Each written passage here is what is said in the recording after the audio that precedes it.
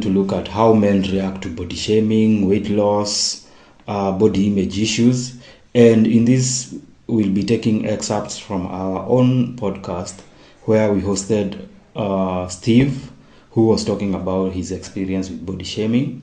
And also we'll take a few excerpts from Field Director's podcast where he hosted Willis Raburu, where he explained his journey, weight loss journey, his body shaming, and what he did. Then we'll offer a general commentary at the end of the episode.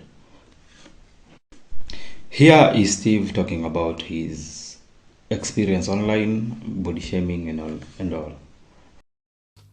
But I feel like we're lacking that a lot, like empathy, as a society. Kwanza social media unajua wase wanaweza jificha, people thrive on, wanaweza jificha nyuma ya nini, unapata msea na hate. Kuna some guy who used to fat shame me either properly when I was on TV, because at some point I used to do sports analysis. So unapata the first ever day I ever went on TV, hata sikuwa najulikana. Jamaa ameingia inbox yangu. Holy shit, friend man. request. Ilikuwa Facebook. Hata si all inbox. Mse ameandika composition ya venye mimi ni mnono. Na nafani lose weight. You are of public fever. Unavaa shati hata ikutoshe. Nilichekio stuff. Tears zilikuwa zinanilenga. Naisoma. What was supposed to be a happy day for me that day? Oh, it's a day like usha nini? I was young that time. I started working early.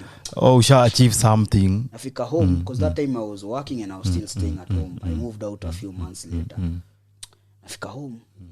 Mother ananiambia, nimekuwatch leo kwa TV yao. Oh, it's a very huge thing. Food and everything. I couldn't eat. Nimejam. What's wrong? What happened? Nothing. I don't want to talk. So time nilikuwa na absorb everything with the chin. Unaona hii stuff yetu tumeongelea hapa ya submissiveness ya mtu akikuzushia unaturn the other cheek. Mungu tu anaona. Then nika realize it's a recurring trend. It's a recurring trend every time I'm on air. Hata sikuwa mnono sana by the way. Mimi hakuna time nishaikuwa any bigger than you are right this now. Size right now. But then somebody still saw it fit. Naambia hadi mdosi wangu. Sasa mdosi wangu ndio alinichekelea tu akaniambia, wewe acha nikufungulia inbox. That time I used to work for Carol Radul. Shout out Radul. Radul alikuwa na get cooked. Hata saizi. Mimi alinionyesha tu inbox yake, alionyesha tu wall yake, hata si inbox. Akaniambia, look at how many people have blocked. Unako hiyo wall ya FB ameblock wase kama 3000. Shit. Don't worry. I'm sorry that you faced this, but what's coming is better than is more. The reality, you have to realize that a lot of this is coming. In this next excerpt, we have Willis Raburu talking about his experiences online, being body shamed, and how it affected him mentally and even physically. He then talks about his surgery. He did a gastric bypass surgery where they do an operation on your stomach, reduce the volume, which means that the amount of food you eat and which is being absorbed in the body goes down. And now you can, because the calories that you are taking in are far lesser than what you are expending, you start losing weight. So he tells us about the surgery and how it made him feel, the risks therein, and all that. It was actually really stressing and hurting and disturbing. Right. And it got to me a lot of times. Because sometimes you've just posted a picture. It's nothing, it's just, the app is for you to post pictures. But the comments, what people are saying, and not even what they're saying, it's more how they're saying it. They're very vulgar, ruthless, cutthroat. I remember one time, it sounded funny, but I laughed. Then I was like, damn, so there's a time I said, ready for 10 over 10, and put like 3 flames, the flame emoji.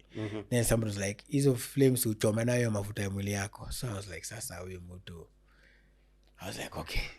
And then now you see the model of operating online is once the first 3 comments are about a certain thing, you can be dressed very well and someone says, ayo suti yako ni cheap.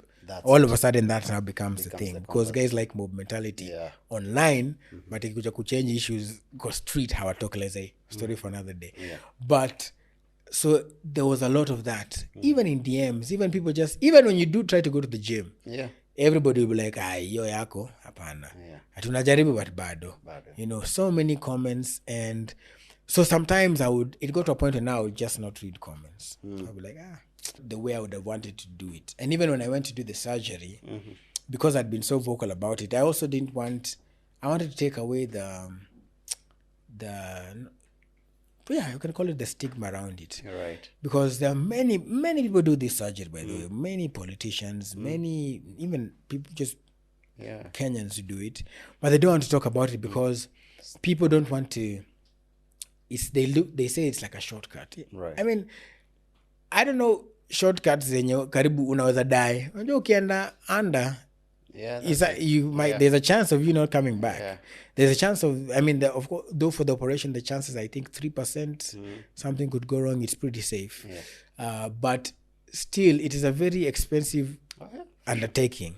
Yeah. And it is expensive because, and that's one of the reasons I spoke about it, is because insurance companies are not helping people do it. I did full gastric bypass surgery. Wow. Okay. And I'm proud of that moment because it's a moment where I felt I invested in myself. Right. And all the money I paid for it, the feeling I get now is priceless.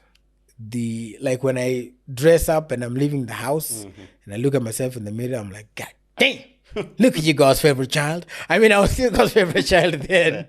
But you know what I mean? Like it's uplifting. And then also the benefits health-wise are amazing. And this is actually something I encourage people to do. It's expensive, but if you can, because you save for holidays, you save for all these things, if you can, and especially if you've already tried working out and it's not working for you, if you can still work out, by all means, pay the instructor, pay the gym, work out. Yeah. Be disciplined, consistent, follow what they say, nutritionist, everything, you'll be okay. But if you're now at a point where, like for me, by the time I was going for the operation, I was 164 kgs. Wow. That was in May. Right. The doctor told me, because you're already in an upward trajectory, ungefika December, you'd probably be looking at maybe 170, 180. And at that point, you wouldn't have made it. Not you, they'll still do the operation. He talks about the risks and the costs that are there for these surgeries. And another alternative that I see people taking is, instead of doing the surgery, where they do the invasive surgery and they remove parts of you, or they make your stomach tinier, they give you, there's a balloon where you swallow some contraption, and then the balloon in your stomach, the balloon fills up, and so your stomach capacity becomes lower, and this is a temporary solution whereby there is no surgery involved, and it also works with the same concept as the surgery, because you get full haraka, then the amount of calories you're taking in goes lower, and you lose weight faster. And I've been seeing these technologies coming up in Kenya.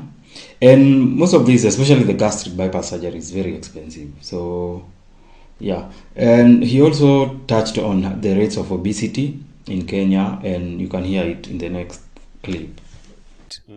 Yet, if you look at the statistics from WHO and everything, we are generally an obese nation. Yeah. I think there was statistics drop, I think last week or last week. And especially even younger, from the age of 15. Right. So if many people who have been in hospital here or have relatives or friends who've been in hospital, you will know it's an expensive undertaking. 1 week can drain all your accounts. Like you can use a shamba, ufanye nini. 1 week of a chronic disease is not good in this country. And so if you can do something now to save you from something like that happening in future, why not do it? And so that's why I spoke openly about it. So I have a few thoughts on this, and one of them is that if you are young and if you are capable of avoiding future weight gain or future or these problems, you should definitely hit the gym or play a sport, start swimming, eat better, especially right now when fast food is cheaper than kawaida food, the organic food. Hit the gym, run, be active, keep your weight below your BMI levels. The other thing, these are very an ongoing debate that's always on Twitter, is every few weeks there's a bodybuilding or a gym guy who's being shamed. And what I would say is that fellas should not take body weight or body image from the media and also from Twitter women. No, Twitter girls. Don't take fitness advice or body image advice from Twitter girls, because these women are so flaky. Because one of the things is the prevailing sentiment is that, oh, I've never seen a girl who likes gym bros. So for most of these dudes don't work out for chicks. Chicks are just not collateral, but maybe an addition to your life. If you actually work out for yourself, you'll have a better experience as compared to working out for women. And if you work out for chicks, you'll only work out for 1 to 2 months, because the pain is too much for you to be working out for someone else. If it's not personal, you will quit along the way. Also, the standards that these chicks hold for instance, they say Jason Momoa has a dad bod. So that's fucking absurd, because this dude is really jacked.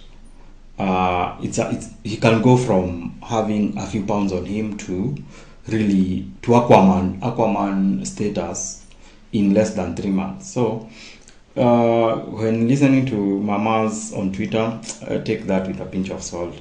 So for most of us Kenyans, we cannot afford these surgeries, but what we can afford is eating better. We can afford to go to the gyms. We can work out, we can walk, we can run. So don't wait until it's too late that you now need medical intervention so as to mitigate the weight issues. So working out, being fit goes beyond attracting mates. It affects your mental health. It affects how you look at yourself, how you perceive yourself. It also affects how other people see you. So yeah, and this is not medical advice. We don't substitute medical advice with this. And also we hope Phil and Willis Raburu won't strike us with copyright manenos. So thank you so much. We'll credit them there. And if you need more of this research, you can go online or talk to your physician. Thank you, Steve. We'll release the full episode that we did with Steve in the coming weeks. Peace.